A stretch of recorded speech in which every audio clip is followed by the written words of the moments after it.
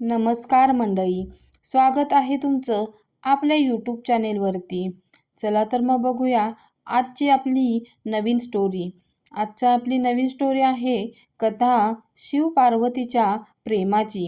शिव पार्वती राजकन्या असल्याने शिव आणि पार्वतीचे लग्न हे राजेशाही प्रकरण होते. आणि मग नवरदेव शिव आला. उग्र जटाधारी, डोक्यापासून पायापर्यंत राख फासलेला शिव पूर्णपणे नशेत धुंद, पूर्णपणे परमानंदात दंग अवस्थेत आला. शिव आणि पार्वती विवाह एक भव्य दिव्य प्रकरण होते. पार्वती ही राजकन्या असलेले संपूर्ण प्रदेशातील मोठमोठ्या आसामींना निमंत्रण होते. राजे, रजवाडे आणि त्यांच्या राण्या, देवदेवता सर्व नटून थटून आले होते आणि एकमेकांना एक सुंदर दिसत होते. आणि नवरा शिव आले उग्र जटाधारी, केशसंभार, संपूर्ण अंगाला राख फासलेली, नुकताच मेलेल्या हत्तीचे रक्ताळलेलं कातड त्यांनी परिधान केलं होतं. शिव पूर्णपणे नशेत धुंद, पूर्णपणे परमानंदात दंग अवस्थेत आला. त्याच्या वरातीत माणसांना न दिसणारी भयानक आणि विकृत वाटणारी भूत, पिशाच सारखी लोक होती. कोणालाही कळणार नाही अशा भाषेत ती गोंगाट करत होती. नवऱ्या मुलाला पाहताच पार्वतीची आई मीना चक्कर येऊन पडली. तुम्ही जसे आहात तसे मला आवडता. मला फक्त तुम्ही हवे आहात. पण कृपया माझ्या आईकरता तुम्ही जर दिसण्यात सभ्यपणा आणा. पार्वतीने शिवाजवळ आर्जव केले. विनंतीस मान्य देऊन शिवाने सुंदर वेश परिधान केला व तो लग्नाला उपस्थित झाला. जेव्हा उपस्थितांनी त्यांच्या परिवर्तन पाहिले तेव्हा सगळे त्यांना सुंदर मूर्ती म्हणू लागले. म्हणजेच आतापर्यंत त्यांनी पाहिलेला सर्वात सुंदर मनुष्य. शिव 9 फूट उंच होते. उभे राहिल्यावर त्यांची उंची त्यांच्या घोड्याच्या डोक्याएवढी भरत होती. दक्षिण भारतात आल्यावर तिथल्या बायकांची उंची सरासरी 4.5 ते 5 फूट असते. त्याच्यापेक्षा शिवाची उंची दुप्पट वाटत होती. तो सुंदर मूर्ती जवळपास 9 फूट उंच होता.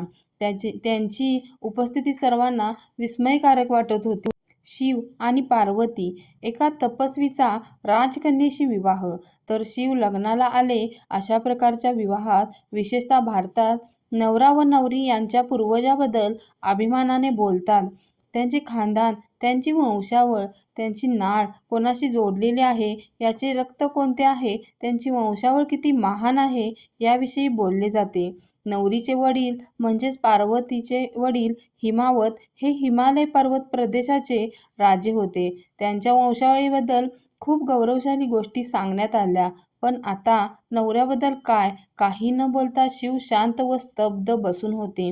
त्यांच्याबरोबर आलेल्या जत्यातील कोणी सर्वज्ञान अशा भाषेत बोलता येत नव्हते. ते नुकतेच कर्कश आवाज करत बसले होते. नवरीच्या वडिलांना अपमान वाटला. पूर्वजाबद्दल माहिती नसलेला माणूस माझ्या मुलीशी लग्न कसे करू शकतो? कोण कुठून आला? खानदानाविषयी काही माहीत नाही. अशाला माझी मुलगी मी का देऊ? संतापून ते उभे राहिले. मग महर्षी नारद, जे लग्नाला आमंत्रित होते, त्यांच्या एकतारा घेऊन पुढे सरसावले आणि त्यांनी एकताऱ्यातून टांग टांग टांग असा आवाज काढला. राजा अजूनच भडकला. आता एकतारा वाजवण्याचे कारण काय, असे त्यांनी नारद मुनींना विचारले. नारद मुनी म्हणाले, त्याचा पूर्व इतिहास हाच आहे की त्याला वडील नाहीत, त्याला आईही नाही. मग त्याचे मूळ काय आहे? टांग.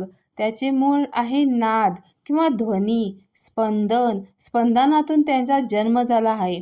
त्याचे कोणीच पालक नाहीत, पूर्वज नाहीत, वंशावळ नाही. तो स्वयंभू आहे, स्वनिर्मित. पूर्वजांशिवाय राजाला हे विचित्र वाटत होते. पण लग्न पार पडलं.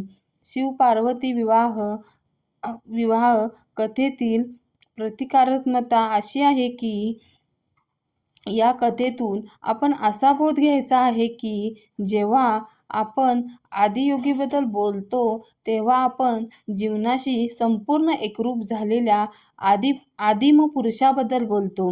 आणि सभ्य सुसंस्कृत अशा माणसाबद्दल नाही. तो शुद्ध आहे, दिखाऊ नाही, नेहमीच उत्स्फूर्त आहे, संशोधक आहे, अथक सर्जनशील आहे. तोच जीवन आहे. हीच अध्यात्माची मूलभूत गरज आहे.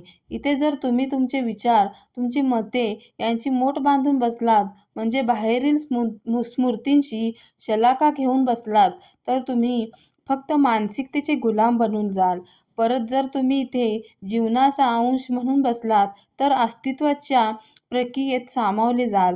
तुमची इच्छा असेल तर संपूर्ण विश्वात तुमचा प्रवेश होऊ शकतो. जीवन हे खुले आणि मुक्त आहे. अस्तित्व कोणालाच कशापासून अडवून ठेवत नाही.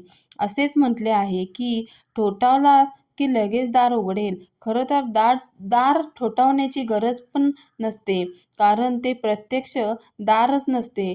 तोचपणा आणि स्मृतिरंजक बाजूला सारलेत तर तुम्हाला आत सरळ प्रवेश मिळेल. आत्मज्ञानाचा मार्ग सताड उघडा आहे. तुम्हाला जर ही कथा आवडली असेल तर प्लीज माझ्या चॅनेलला लाईक, शेअर आणि सबस्क्राईब करायला अजिबात विसरू नका. धन्यवाद.